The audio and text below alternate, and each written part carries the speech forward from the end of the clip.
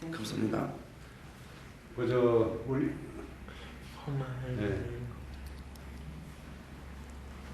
그래서 저 옷을 입지 않고 우리 민족의 역사 정신 가지고 You are Koreans 해외에 and 나가서도 I think you remember Korea. 저 옷을 그리고 Our 위대한 김정일 장군 그리고 And I wish you remember our dear leader. As Danish people, we think that the Danish design makes the world look nice. 그 사람들은 그 아주 세계 속 추세에 맞게 또 그 다 모든 걸 보고 잘 맞는 그런 높은 기술을 가지고 있습니다. The best materials and the best craftsmen. For your dear leader, we have prepared a piece of equipment that can be used in the art of making pizza. You will. Måske du skulle samle og demonstrere. Yes, I will now. I will show you how.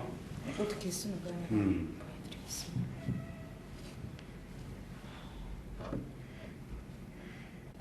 The traditional way of making pizza, you have a very hot oven.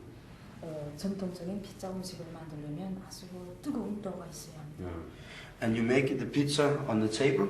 You make the pizza. 피자를 탑 위에다 이렇게 상 위에다 만들고. And put a nice thing on.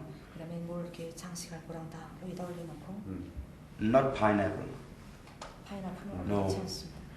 And then you take this, and under the pizza, 그다음에 이렇게 take the pizza, 이렇게 들어서 and into the hot oven. 뜨거운 그릇 안에다 휙 이었습니다. And then you wait. 그다음에 기다립니다. And you see the pizza evolve in the oven. Christoph. Hvad er et eksempel på noget, som ikke overlevede den der censur?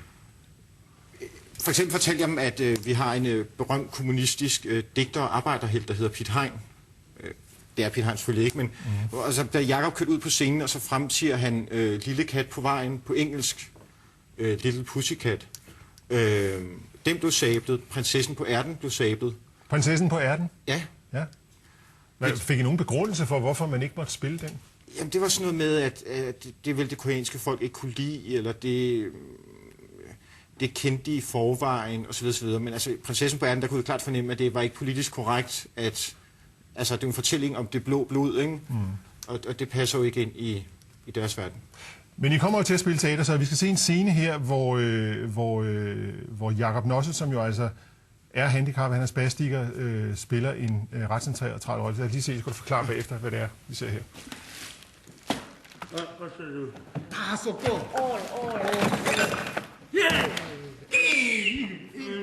And take it away, even the bag.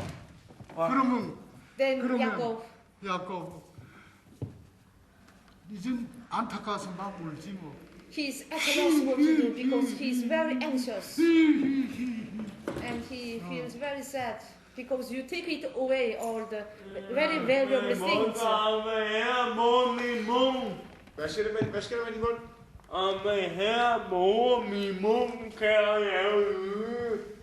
Jacob asks if instead of the whistle, if he can use his, just to make sounds with his voice, because it's difficult for him to whistle. Mads Brygger, hvad foregår der her? Jamen, der sker jo det, altså vi øver showet løbende med dem over for en censurkomité. Det er dem, vi ser, der står der? Ja. Det der den koreanske teaterinstruktør, som jeg lidt tror, at Nordkorea spiller August.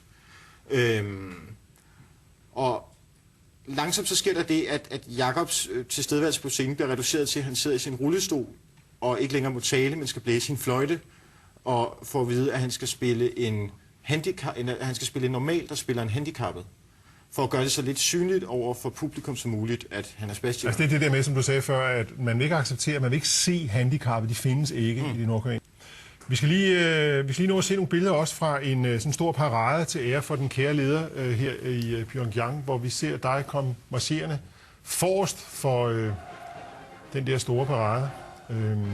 Hvordan kommer I til at gå der? Det er en parade, der leder op til missilaffyring. Det er en direkte besked til USA. Vi får at vide, at det er en fredsmarch. Men altså retorikken er slå ihjel, dræb, smadre.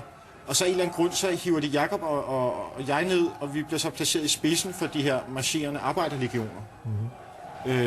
Så på en eller anden måde har de også udnyttet os til propagandavirksomhed, fordi man kunne se os på fjernsyn om aftenen i Nordkorea. Og I blev fremstillet som danskere på besøg i, og se nu bare her, vores venner går forrest her. Præcis. I vores missilkamp mod amerikanerne. Ja. Hvordan har du det med det? Jamen altså, at være i selve situationen var noget af det mest uhyggelige, jeg nogensinde har prøvet. Fordi det var jo, altså, Nürnberg i Nazi-Tyskland var jo Roskilde Festival sammenlignet med det der, ikke? Men selve, altså scenen er jo vigtig, fordi at Jakob Nossel bliver jo vanvittigt bange og sidder og råber, han vil hjem, og han er bange, og han ikke kan klare det, og jeg må altså forsøge at dæmpe ham, og tolken siger, what is he saying, og jeg siger, he's very happy but tired. Men samlet set bliver det en scene, der fortæller meget om samfundet. Mads Brügger, allerførst, hvad kom mest bag på dig i Nordkorea? Der er jo mange ting at vælge mellem på hylderne, men i alle rum, man kommer ind i Nordkorea, der hænger der et billede af store ledere, Kim Il-sung, og kære leder Kim Jong-il, store leders søn. Og de billeder er malet på en måde, ligesom i George Orwells roman om overvågningssamfundet 1984, så lige meget hvor man står henne, så kigger de på en. Men så har de taget det et skridt videre, og så har de gjort rammerne lidt tykkere for oven, så de også kigger ned på dig. Og det er et meget godt eksempel på, hvordan de ligesom, altså, har taget 1984 som en slags manual, altså Nordkorea grundlagt samme år, som 1984 udkom, 1948, og så ligesom altså, raffineret på det, og taget det til et niveau, hvor det næsten er satirisk.